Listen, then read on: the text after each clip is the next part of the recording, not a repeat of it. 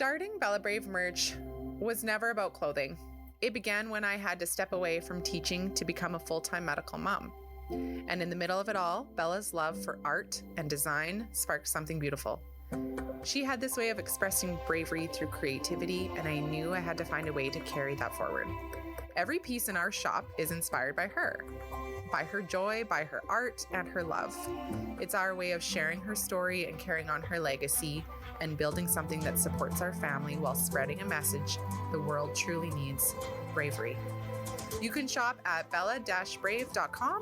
We ship worldwide. Wear her name, share her light, and help us build a brave nation. Welcome to Beyond Brave. I'm Kyla, and here's where we dive into stories of hope, bravery, and laughter. Millions followed our journey with my daughter Bella, but now it's time to go beyond the headlines and highlight reels to those raw, real moments I haven't shared anywhere else. So are you ready to go beyond brave? Let's dive in. But if you want it to be perfect, you can make it perfect. Now I'm going to bust into my solo episode of Beyond Brave. Here we go. Dun, dun, dun, dun. Solo episode. Thank you. You can use that if you want. Okay, hey friends, welcome back to Beyond Brave. That's right, you're just looking at me, lonesome old me, just Kyla. Lyle's not here, busy with his trees.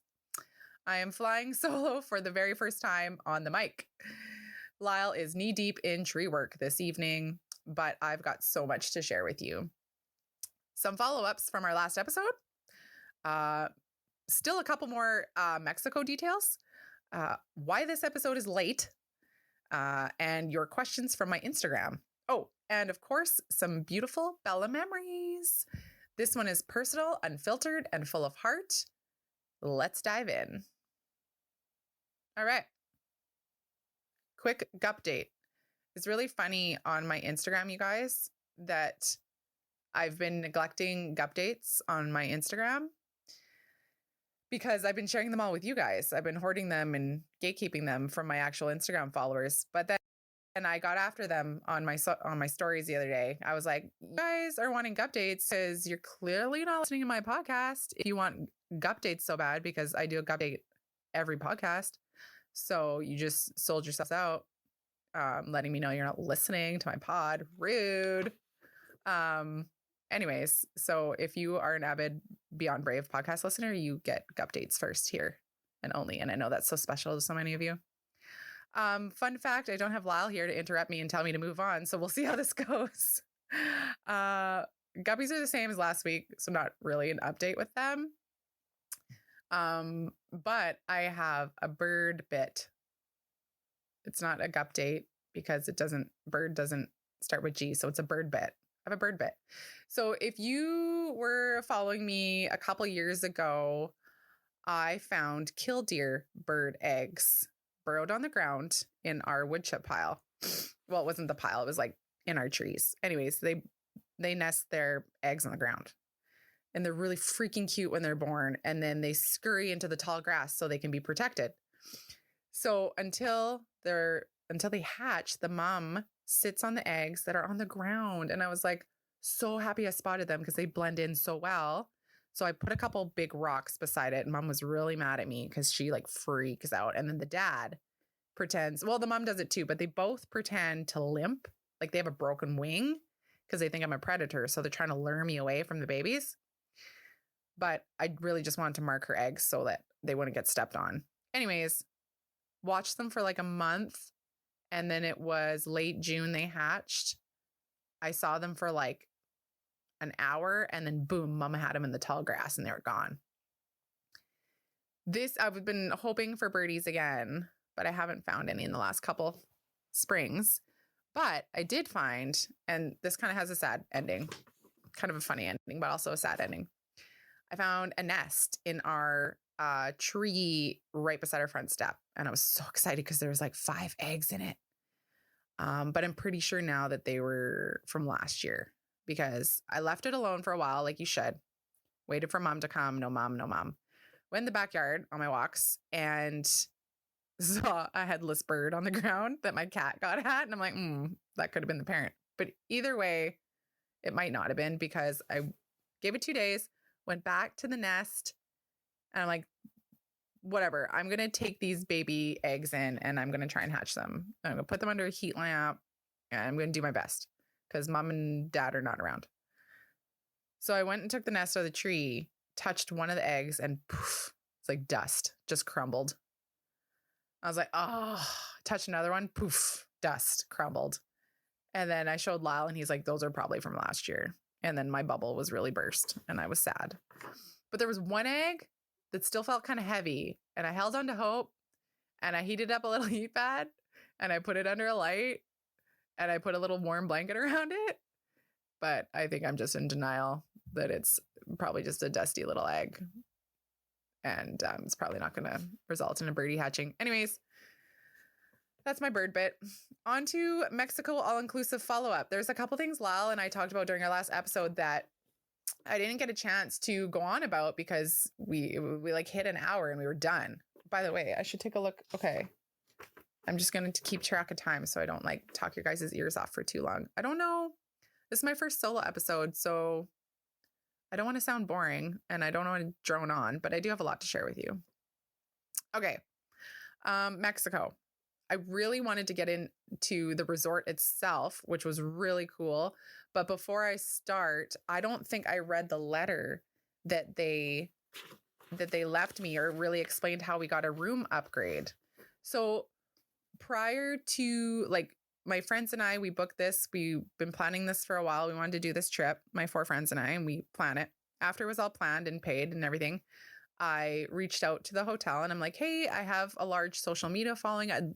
We're coming to your resort on these dates and I'd love to share on social media for you if you guys have any specific like campaigns or plans around that or any special perks. I'm like, I'd be happy to partner with you on something. So I emailed them and they got back to me and they're like, oh, I forget what it was called, but it was like the resort itself is a Hideaway at the Royalton. But I had to go to like the main Royalton website and contact their like communications or media person that wasn't they weren't connected to the direct hotel we were going to.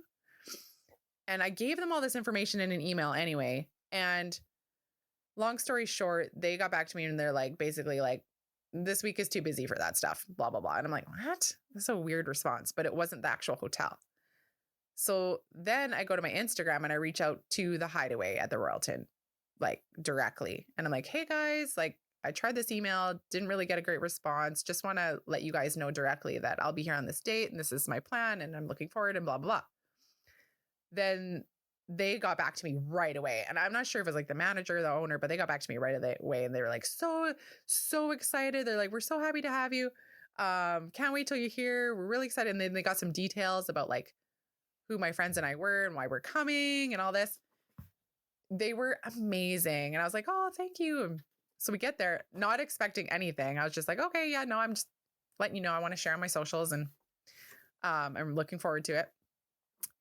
They left. So not only did they upgrade our room to this like suite with like an upstairs balcony and like a hot tub, they left a bottle of red wine.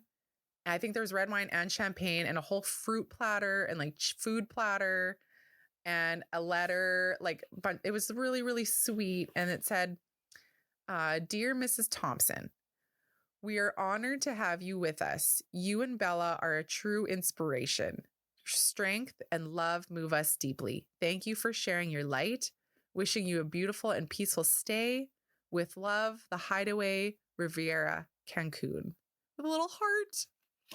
And if you're on my YouTube right now, I'm just like showing you the letter they left in the room. And it was just my heart. The girls that were with me, like my friends and I were just like, oh, like that's just so kind and so sweet. And I just really appreciate them for doing that.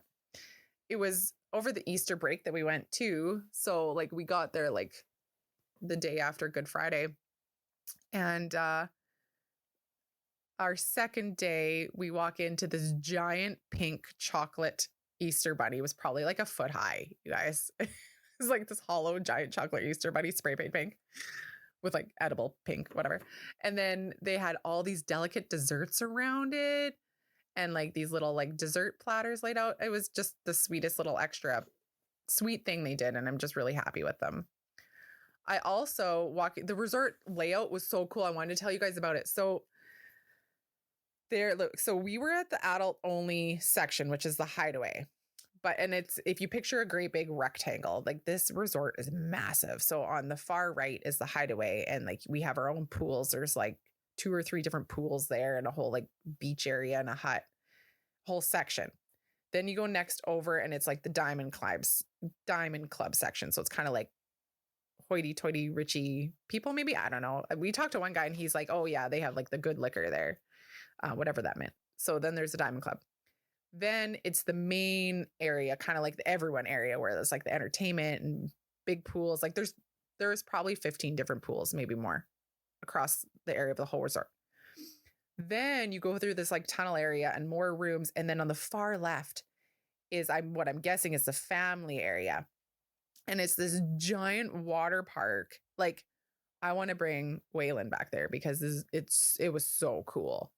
And it's just a really cool setup that they have. And they give you different colored bracelets for whichever section you're staying in. But you basically, if you're the Hideaway or the Diamond Club, you can go everywhere, all over the resort. And then those sections that we were in were just kid free. So the family stayed on the left, adults only stayed on the right. But if you were like with kids, you could go like anywhere. It was great. It was really, really cool. I really like that. Oh yeah, and I noticed on the beach too, like at this resort specifically, there was no salesy people. I forget what you call them, but you know the people that walk by with their big like boards and like stuff to sell, and they're kind of like they want to barter and stuff. There was none of that there. The food was amazing. We tried every a la carte we could. I think we went to 5 of them. 5 different ones for supper and then 2 different for lunch. And then there was, of course, the buffet, which we mostly went to for like breakfast and brunch, which was great. There was a sports bar, which was really cool. I can't remember if I told Lyle this during our last episode, but it was really neat. And there's so many Canadians there. And we went up and it was funny because it's kind of sad to say this after the game last night, but there was a lot of Toronto Maple Leaf fans when we were there. Lots of Canadians in their jerseys. It was really funny. And like a party atmosphere pub at the sports bar. It was really neat.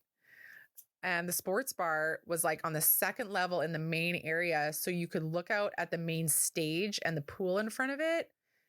So you could be watching all this entertainment while you're inside the sports bar. It was like a glass bar. So like it was just, you were sitting and it was just like windows all around. It was really cool. Yeah, so those are a couple more like tidbits I wanted to share about the Hideaway because they're really, really awesome. And it just came across my mind because I got an email from our travel agent saying like, hey, how was your trip? Like, let me know. She's like checking in to make sure everything went the way we wanted it, which was nice. Okay, let's get into why this episode is late. So if you've heard and listened to all 24 of our Beyond Brave episodes so far, you'll notice that last week we didn't have one. We usually have one come out every Monday. And I really wanted to keep that streak going. But we've just had some weird technical issues lately. And basically, what happened was I invited 2 friends into the studio and I thought I did a good job because usually Lyle's here helping me set up. And I thought I set up everything correctly. And I double checked with my producer, Denny, the other night. And it's like, it's kind of like just this fluke that the mic cut out. Scotty, what are you doing? Come here. Oh my gosh. My cat just like flied out from the curtain. Where'd you go? Come here. Oh my gosh. Hang on. Hi, baby. Okay. Let me see if I can get her for you YouTube people. Come here. No, don't.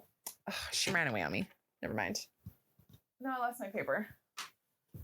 Scotty, come here, you little turkey. I was excited to show you guys. Sorry. Okay. Where was I? All right. Really couldn't get to the bottom of why our mic cut out, and which really sucked because we chatted for like 2 hours and it was really like, we just really wanted to share our stories and then each of us talk about our IVF stories. So that sucked. Basically, the episode wasn't usable, and I didn't have time to get one out for like even Tuesday. So, but we have a plan. We are going to pivot, and we're going to turn this opportunity into an opportunity for listeners' input.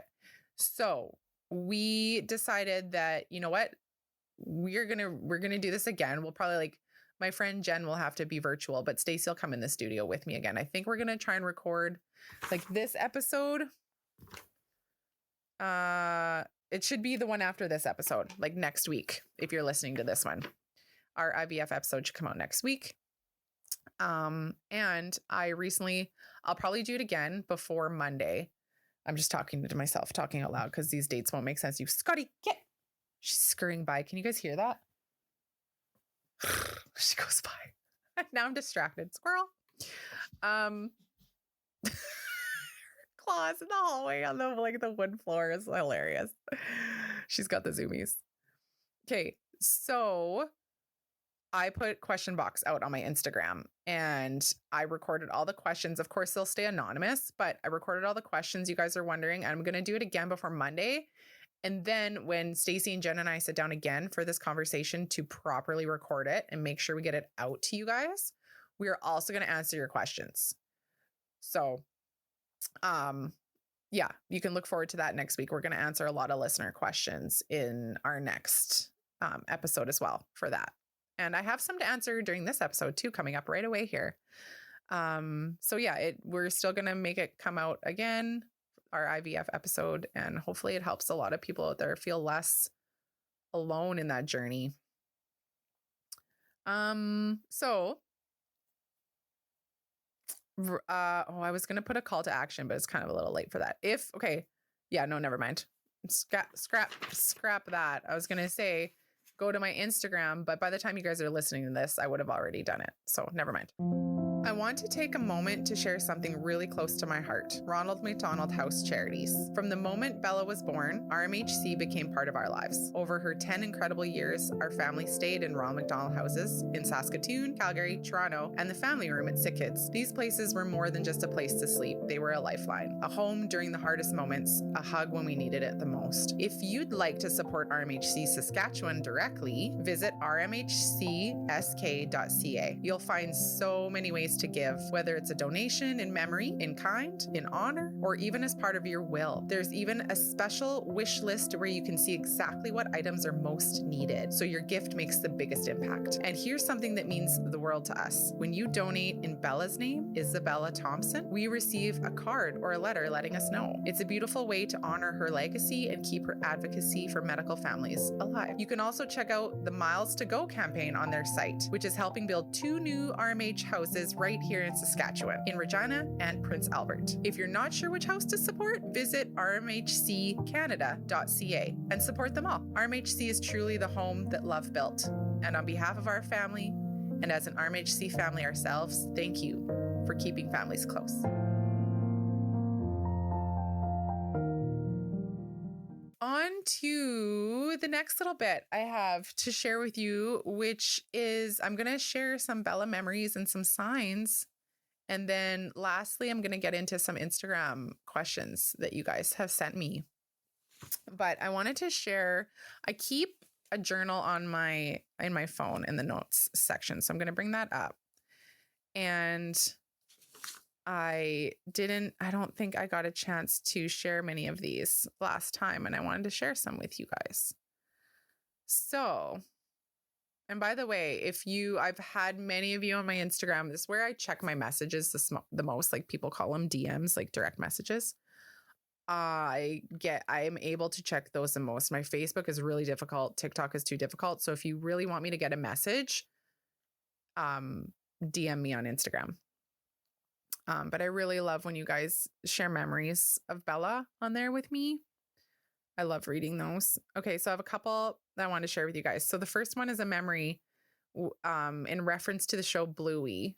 So if you have kids that watch Bluey, when the opening song came on, you'd always love to try and trick me by yelling, "Mom!" just to get me to come to you. Because if you know the show Bluey, it starts with calling out mom. And then I forget, I wish I could like sing it for you guys. And then the next one's like dad. And then bingo. And then Bluey. So Bella would always be like, mom, kind of like she was calling me. And the first time she did it, I was like, yeah, what do you need? And she started howling. And it was just like the Bluey opening person saying mom, which was really funny. And she'd always giggle. You got me a few times. Then if I caught on, you'd slam your fist like Bluey and say, oh, biscuits. That was a really sweet memory of my bells. Number 2 memory I got in here is you loved calling into your child life friends on channel 41 at Sick Kids. So if you've had a friend or a friend of a friend have a kid stay at Sick Kids, they have their own TV channel and it's channel 41. And she loved calling in. So Bella made friends with the child life team there, all the child life team plus the clowns. And she'd love calling in when they were on because the kids can call in from their room. And she'd call in and she loved pranking them. So she called Jazz or Fern or Max and whatever child life team member was on, and she'd pretend she was the mayor of the city and she would make demands. And it was so funny because they knew her so well. Like Bella spent years at Sick Kids. So the child life team knew her so well. So even if she tried to disguise her voice, like, this is the mayor of Toronto, they'd be like, oh, and they'd instantly go into character and be like, yes, Mayor of Toronto, what do you want? What are you calling us for today? And she'd be like, well, and then she'd list all these demands. She'd be like, Jazz needs to visit Bella Thompson in room 608 before 4 p.m. today because there's a party. And she'd like go on, and it's so cute. And they'd oblige every time. It was adorable. I have... Okay, if you can hear that, there's literally a helicopter going over our house right now, which is really weird. That never happens. I don't know if you guys could hear that. Okay, a sign I wanted to share with you all. A sign from Bella, from my daughter, on April 16th. Yesterday, I had a big cry in your room. This is me talking about myself. Pleading to have you back in my arms. Praying and asking for a sign that lets me know you hear me. I sat with it for a while, and we decided on a shimmery, sparkly butterfly. This morning, while cleaning Waylon's room, I was making his bed. Under the covers, near the bottom of his bed, I unveil, under his comforter, a plastic, sparkly butterfly. And I knew in that moment, as soon as I'm making his bed and this little plastic sparkly butterfly is at the foot of his bed under this giant comforter. And I was just like, wow, I know you hear me, sweetheart. It soothed my heart. There's another sign that I wrote down from April 27th. I wrote, my first time back at your gravesite since returning home from Mexico. I think in the car by myself that you could send me a sign when I'm there. So I'm driving to her gravesite and I'm like, honey, I would love a sign from you if you can. So I walk up to where you're buried. I sit down to chat, and a beautiful little ladybug is on your ceramic flower. It crawls on my finger and I know it's from you. I cry and I tell you thank you, and it flies away. I notice a gift at your site and I bring it to the car and I open it in the car, and it's a card from someone plus a beautiful pink dragonfly decoration for your gravesite. In the card, the note mentioned that it's for you, so I bring the pink dragonfly back to your gravesite to leave it there for you. And guess what? The ladybug was back on the pink rose beside your name. I just thought that was so special. Like the ladybug was there, is on my finger, it flies away. I leave. I realize I need to leave with the dragonfly, so I come back and the ladybugs are right there. It was just so special. And I knew it was my baby girl. Okay, the last memory I wanted to share with you today is I thought of this one that it just happened today.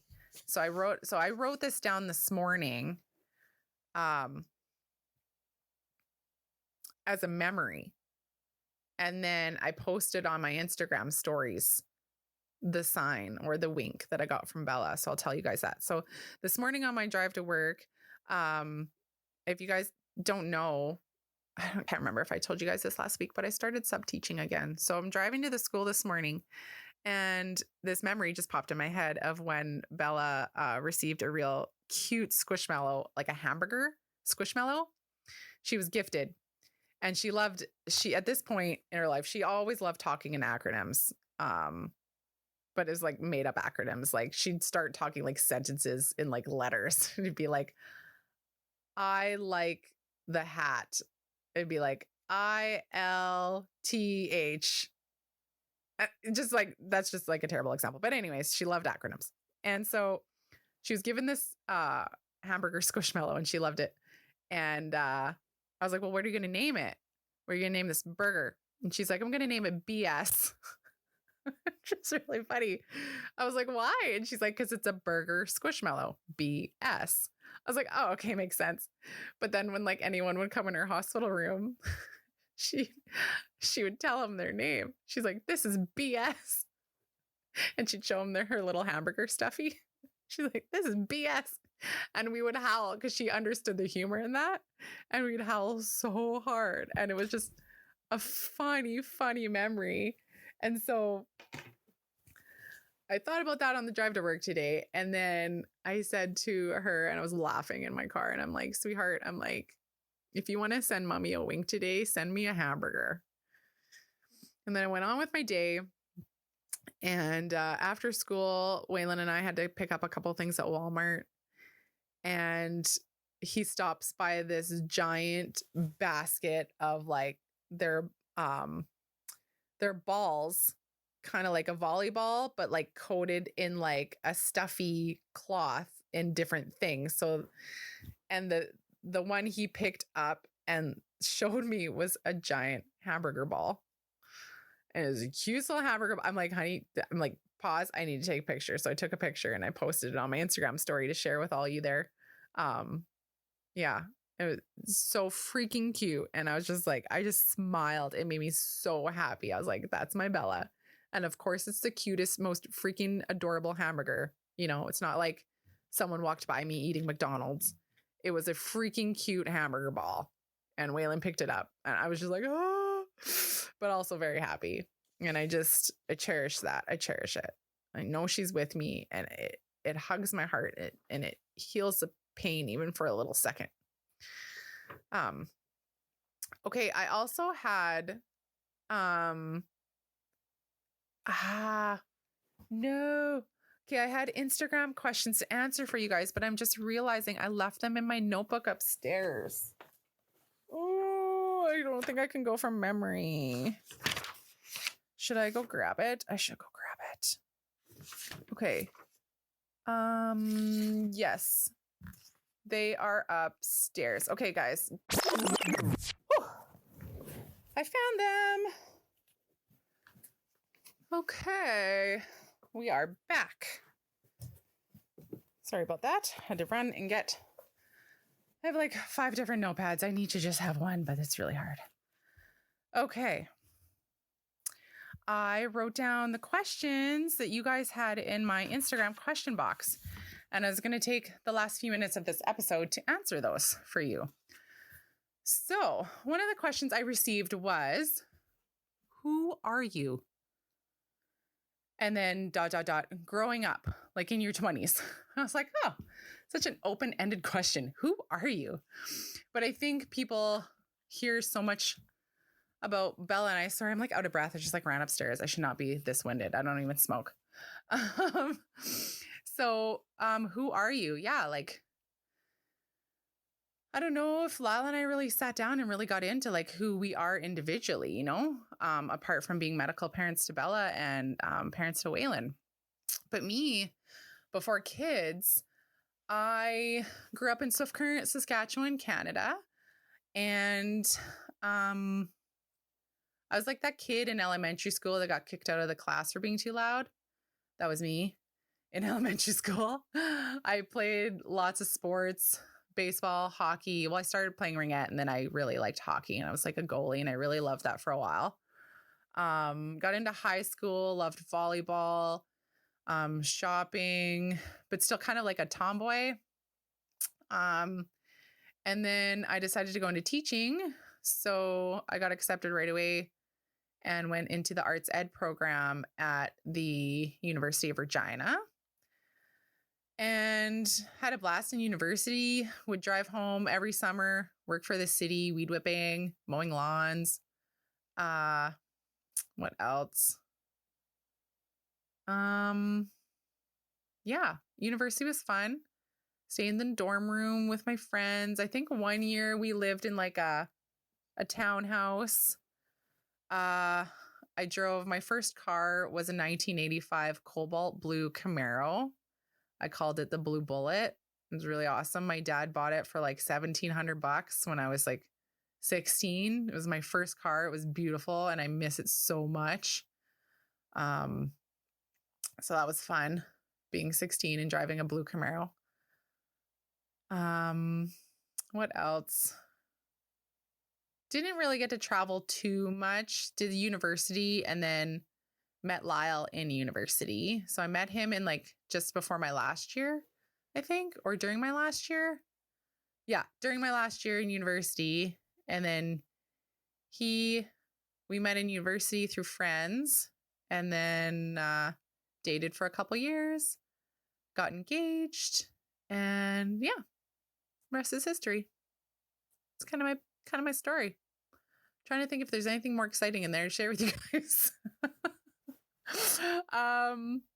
Okay, next question. Experiences as a teacher, thoughts on the strike. So, I don't know if I might talk about this after I figure out what strike and when, because I have not taught since 2019. So it was the beginning of 2020, like COVID happened in March and Bella was getting assessed for, they were assessing her, basically deciding like, okay, does she need a bowel transplant? Will they do one? And that was confirmed in July. So basically in March, like I was teaching full time and then it was COVID. So finished out the year like at home. And then in July was when Bella got listed. And so then I couldn't go back to teaching when she was listed. There's so many reasons around that. Like her bowels kind of got worse after that too. Like they were like, yeah, clearly she needs a bowel transplant. We're listing her. And then her medical needs increased so much more that I couldn't work full time. Big reason why we started our Bella Brave merch. And just another way that we could maybe support ourselves. And so, yeah, after the end of the 2020 school year, I guess in June, yeah, I wasn't able to go back to teaching. So I don't know what strike and when. So I can't comment on it. But yeah, I really love teaching. I've loved it a lot, but like any teacher would be lying if they didn't say they went into it for like the summer holidays. I will fully confess that is where my mind went in grade 9 when in career ed. And it's like, what do you want to do? And I'm like, I want summers off. I'm going to be a teacher. So yeah, but no, I was really good. I started with the arts. Like I majored in visual art and I minored in literature, English, took dance, drama, like all the arts, and then started my career getting my certification for being a support teacher, student services teacher. That's where I started. And then, yeah, that's kind of where that went. Then got a job in Swift Current at Bella and Wayland School. And yeah, now I am getting back into sub teaching, dipping my toes in. with Substitute Teaching. I'm Amanda, the wife. And I'm Jams, the ex-wife. And I'm Braden, just the feature. Allow me to introduce myself. My name is Denny Browens. I'm the only man dumb enough to get his wife and ex-wife in a studio to do a podcast. And here it is, my wife, my ex-wife, and me. Before you hit next episode, I need to tell you about a podcast that means a lot to me. My wife, my ex-wife, and me. I know, the title alone probably grabbed your attention. And yes, it's exactly what it sounds like, but it's also so much more. It's hosted by my friend Denny, who, fun fact, was the very first person to ever interview me on a podcast. We connected over our daughter's medical stories, and that one interview led to a beautiful friendship. With Denny, his wife, and his ex-wife? Yes, you heard that right. And honestly, they make it work in the most real, hilarious, and heart-filled way. Their show is packed with humor, incredible conversations, and Denny's voice. Seriously, it's like smooth butter. He's also been a huge part of my journey into podcasting, and I truly wouldn't be here doing Beyond Brave without him. So do me a favor once you're done listening here, not before, that would be rude. Go check out my wife, my ex-wife, and me podcast on any podcast platform. You're gonna love it. Okay, next question. Where am I at for time? Okay, we got to wrap this up soon. Taking care of myself as a medical mom. Okay. Taking care of myself as a medical mom. Forgive me if I didn't get the whole question in there, but I was clearly jot noting. So if I could think of the first thing of the ability to take care of myself as a medical mom, what I've learned is when stress gets so high that it's affecting you physically, not just mentally, but physically, that your body literally, like mine, would like lose function. I would lose the ability to speak full sentences sometimes when my stress was so high as a medical mom. But I've never been too shy to verbalize what I need. And that can be really hard, but you have to do it. And when you can't do it, you write it down. And if I can word this in the right way, Bella's rare disease caused so many symptoms that even like it was me and the specialists figuring this out for the first time. And so the notes I would take, because my memory from stress would just get shot. And then when I got so stressed, I couldn't even talk. And I would have multiple people coming in her room. It was like, so I would make sure if I knew it was a stressful time and I knew I had all these meetings and these people coming in this revolving door of medical professionals, I would talk to the social worker. I would talk to the counselor, like at the hospital, any sort of support personnel, my nurse for Bella. I'd say, look, like I need support today, whether that's like, sometimes I would have like the residents actually from rounds, like someone would take notes for me and summarize it for me and help me make decisions that day for Bella that mattered so that I could still grasp what needed to happen that day. Like, just don't be afraid to say, look, like I can't function, but I need to support my child. Can you help me? And that was one main thing that I really needed to do to take care of myself as a medical mom, because it would stress me out more to just say, I can't do this and go sleep. And then I was like, that would stress me out more, because then I'm like, what if someone misses something for Bella or this or that or the other thing? So I really needed a lot of support and a lot of reassurance if I was like physically ill during her care in hospital. It really helped me to receive messages of support, but then I would also always feel like I need gratitude for that message. I need to message that person and say thank you, even if it's just like a heart emoji or just the words thank you. I felt like I needed that. And then sometimes it was so overwhelming because there would just be too many people texting or calling or messaging me. And I'm like, oh gosh, but I needed to remind myself that it's okay to unplug. And it might be so hard for people to realize that, but there is nobody in this world that should or would or should ever shame you for if you're in that situation as a medical parent and someone says, why didn't you get back to me or this? No, that should not happen. So you do not need any excuse for unplugging and shutting that phone off for whatever amount of time you need. You have to do that for your mental health. Those are just a couple of things that I would try to do to take care of myself. I would find happiness, like I did what Bella taught me, and I would find happiness and joy in the simplest things. Like just as I learned to love my skincare routine because that was something I could have in hospital or out. I could have my little lotions and my little toners and my little washcloth, and I could have my little spa time. And that just meant a lot to me to be able to take care of my skin. Something simple, but it brought me joy because it was something I could do when so much was out of my control for myself. Another question was my feelings as Bella's angel, like I think what they meant was like anniversary of her passing. Angelversary, I think I've heard of it phrased before, as that gets closer. So that'll be July 14th will be her first year in heaven. And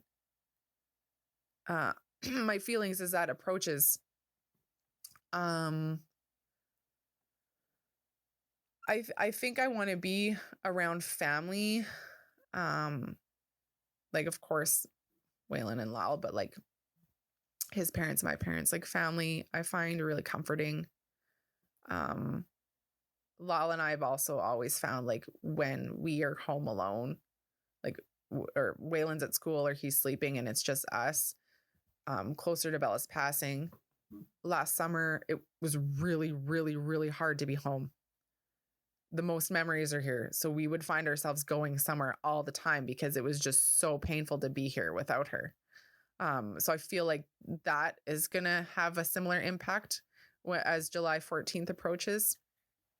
So I think we want to be away with family. Yeah. I skipped a question. There was another question here that says when to decide to have a second child.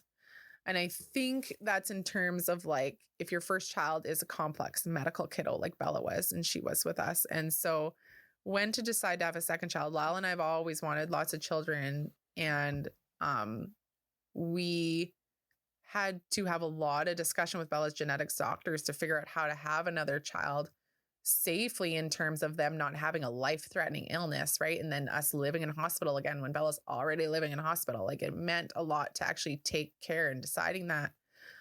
So once we figured that out, which is going to be a large part of the conversation when I talked to Stephanie and Jen during our IVF discussion, because that's how we had Waylon, was pre-genetic diagnosis IVF. So it wasn't for the typical fertility reasons.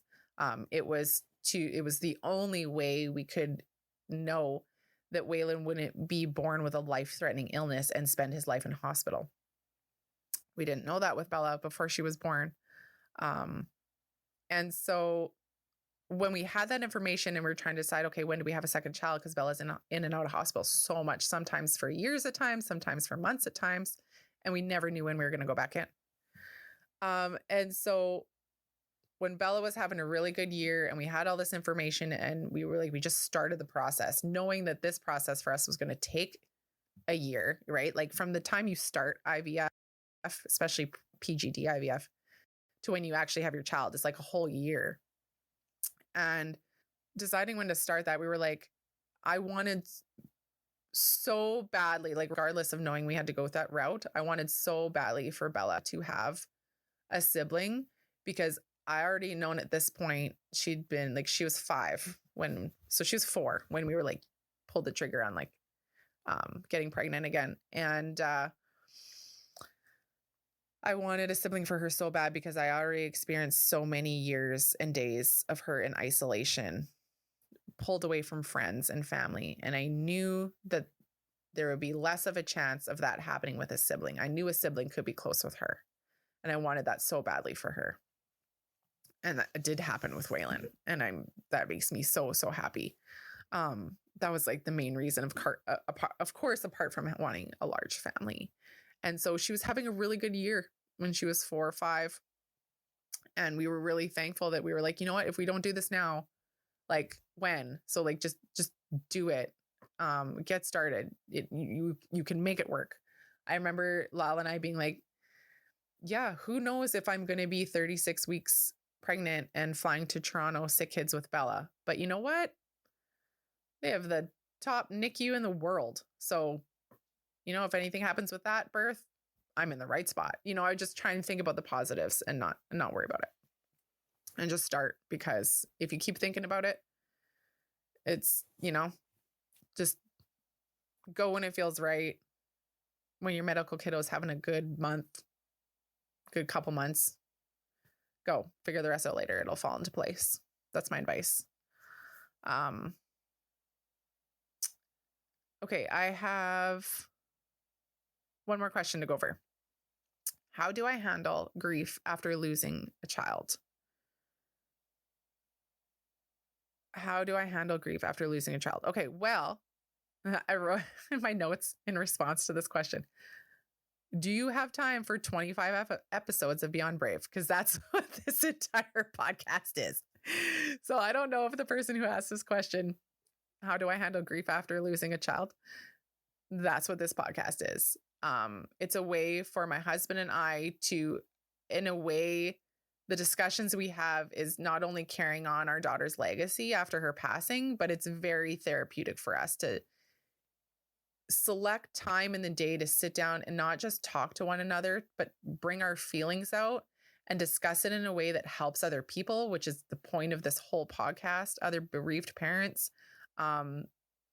Because it really, I don't want it to sound cliche, but it really just is not talked about. It's really hard. It's really hard for people to be vulnerable with this type of topic. It's really hard for them to, you know, just pull their friends aside and say, hey, I need to talk to you. Like, this is something I need to talk about because I'm feeling alone and I'm breaking down in lonely isolation after my child has passed. And that is a pain that Lala and I both wish would not have to happen for any parent who's lost a child. And so, we're handling it by sharing our discussions on a podcast and hoping that it really reaches those who it needs to reach and helps them.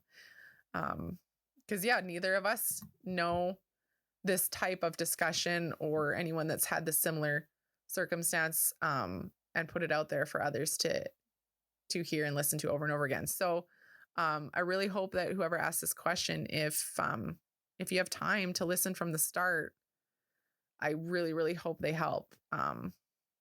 All the 25 episodes we've posted so far.